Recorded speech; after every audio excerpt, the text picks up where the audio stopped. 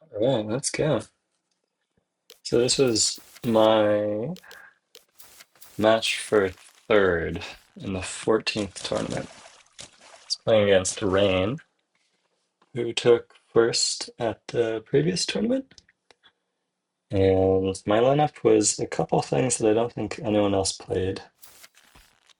This was a birth deck, so it's kind of all in on a get a really high carryover card. Um, and then get a bunch of points off of that. So my early rounds are pretty weak. And it looks like what my opponent is playing is hyper thin. So before the first shuffle, they're fairly weak. They just play like on curve kind of 1 point cards, 2 point cards. I think actually this is a version that runs Rebirth plus Vampire. So Rebirth will turn anything later in the story into will have points equal to its cost, and Vampire is a card that plays for cheaper than its cost, essentially. So they can suddenly get 6 points at some point. A lot of people have been playing Possibility recently. It's the 3 cost card, which ends up making 1 point cards very good because they can take a round suddenly. You otherwise wouldn't expect to take round 3 with Birth for 1 point. This deck also got a little bit nerfed, so the future got its cost increased. Before this, it would have cost 4, and I could have played it here, which I'm not sure if that was better. My opponent has 5 breath, so they can play Rebirth, and then Vampire would cost 4, so that would be the 5. And they would take that round. That's only if they have it. It's 2 cards that they have to have in the deck. So I think the chances are kind of low. I guess pre-nerf that would have been a better turn, maybe. And here I am checking out his deck because he played something that I wasn't expecting. So he's playing 2 different versions of Hyperthin in his lineup. And one of them has sight, and the other one has a reset. So I'm just adjusting the numbers.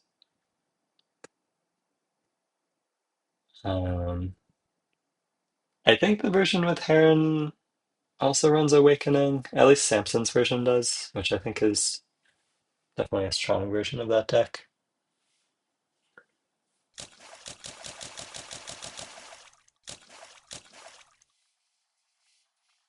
Here, the child is 8 points, so future costs 1, and it's playable. The nerf was like fairly minor, at least for all-in strategies for this deck. But I favor this pretty heavily against Hyperthin.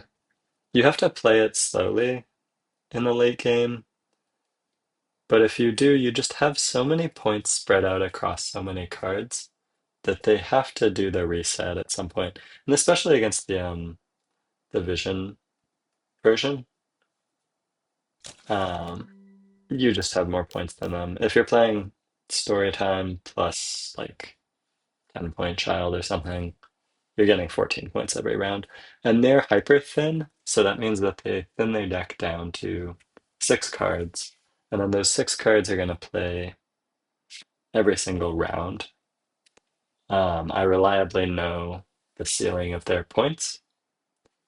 And because of this, I can just, if I get a higher number than that, I'm good.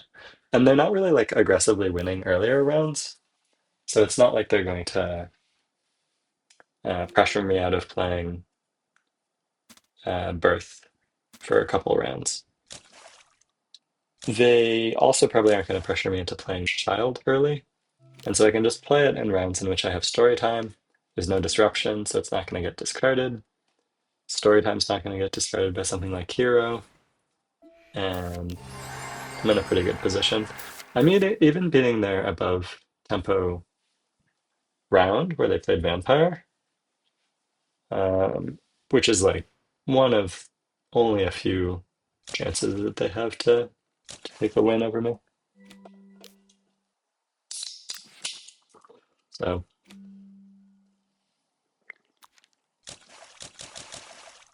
and I think at this point in the day, this is like the two people that got to finals are playing finals, and I'm playing against the fourth or the person that's competing for third place.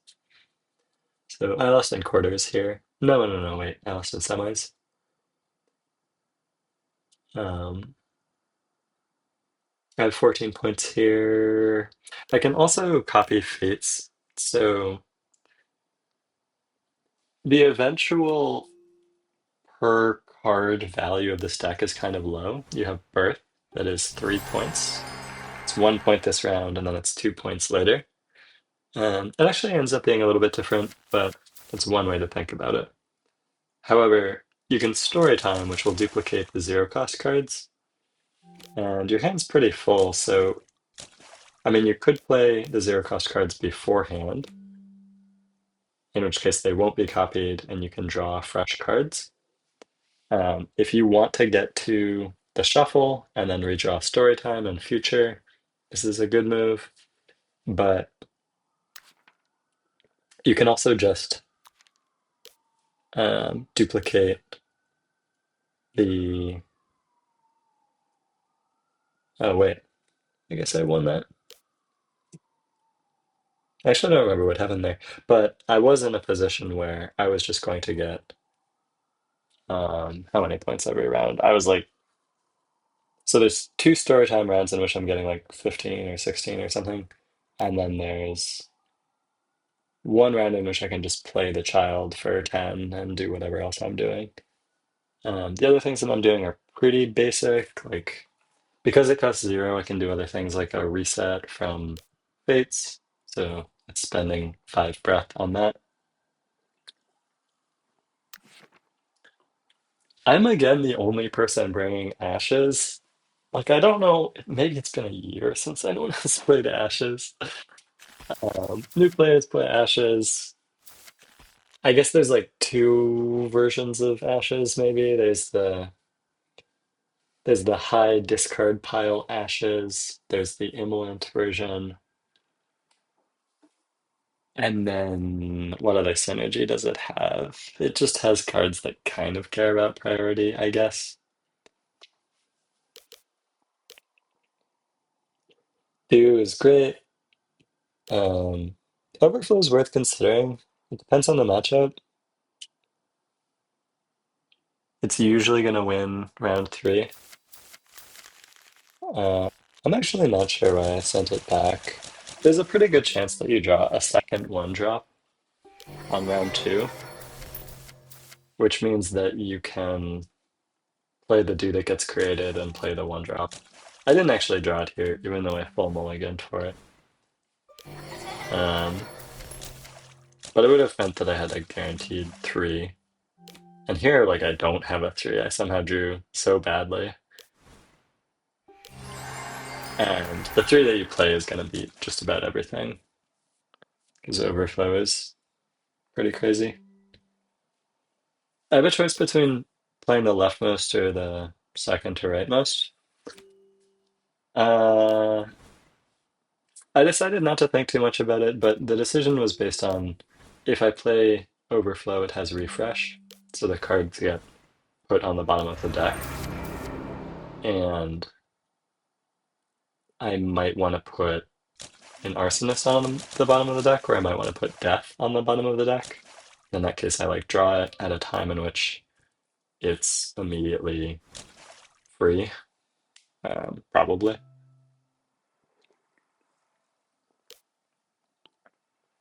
But you might not want that because you want to have like a buffer of cards such that you're not shuffling,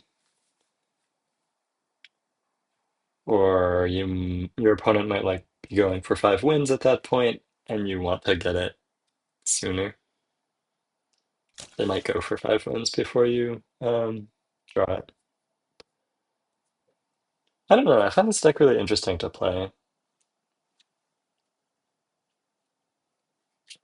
It You have to think about like hand stuffing, discard pile filling, Discard pile ordering, which card is on the leftmost of your hand. If you're playing Starfall, which I often do, here I decided instead to play more one costs, which arguably isn't as easy. Like you get your hand is more clunky in that case because Starfall, if your hand is ever clunky, it discards itself and you get one breath. And that one breath lets you play the other cards in your hand. It gives you less control over when you are intentionally stuffing your draw.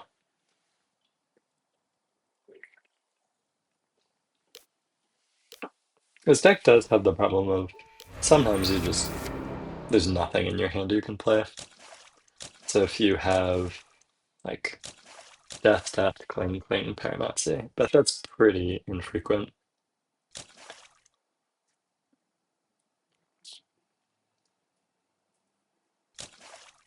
It's nice that Paramountcy is still somewhere later in the deck.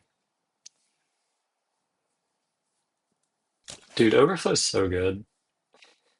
I proposed nerfing it and no one agreed because other people don't seem to play it. I think there was like an aggro urine deck that runs Victim, and because you run Victim, you play Hollow. Because you play Hollow, you play like Hungry Ghost. And that deck does well. It's just on round 3, you can get like 4 or 5 points, and that's really hard to beat. You can do that with the Vulture too, in a similar aggro build, but I don't know, the card just seems crazy.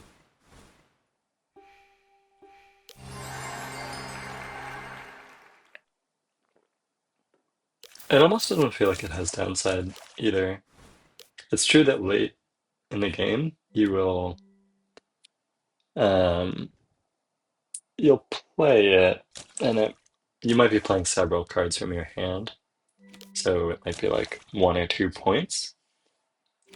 But there's like two cases that happens. One is you're starting around with few cards, but you're probably playing an aggro deck if you're playing Overflow. And you've probably like won a bunch of rounds, and you can spend a round just passing, dry passing, and drawing 2 new cards. And then it stops being below curve. The other issue is like you play it, but then you have to play other things, but it is 3 breath. So if you just have something that costs like 4, or you just decide to like play it and one more thing just to trade resources with the opponent. I mean, it doesn't really win you from that position if you're playing against something that steady states into getting lots of points, like Birth or like Paramountcy, Cling, but I don't know, it's really crazy.